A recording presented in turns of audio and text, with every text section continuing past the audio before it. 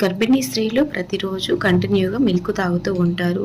Only ఒక milk అందులో Horlicks కానీ బూస్ట్ కానీ యాడ్ చేసుకుంటూ ఉంటారు కొందరు. అలా కాకుండా అప్పుడప్పుడు అంటే వారానికి ఒకసారో 10 రోజులకు ఒకసారో ఇలా ప్రిపేర్ చేసుకొని తాగితే చాలా హెల్తీగా ఉంటారు. ఇలా మీరు గర్భిణీ స్త్రీలకు వారంలో ఒక రోజైనా ఇవ్వండి. బాదం పప్పు, జీడిపప్పు, ఒక 5-6 పల్లీలు ఇవన్నీ సరి మోతాదులో తీసుకొని దాదాపుగా ఒక గంట సేపు గోరువెచ్చటి పాలల్లో నానబెట్టాలి.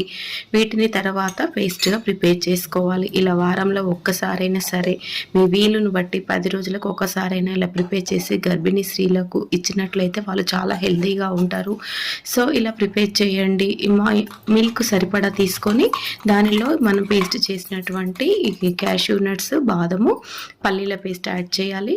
కప్పులో మిగిలినటువంటి ఆ కొద్ది పాలు ఇందులో యాడ్ చేసేసుకోవాలి.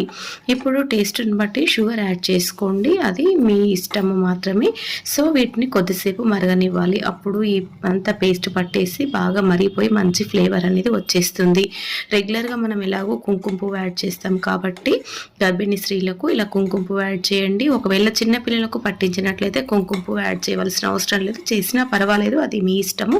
ఇలా ప్రిపేర్ చేసి వారికి అప్పుడప్పుడు మనము మిల్క్ ప్రిపేర్ చేసి ఇలా తాపించడం వల్ల వాళ్ళు చాలా హెల్తీగా ఉంటారు.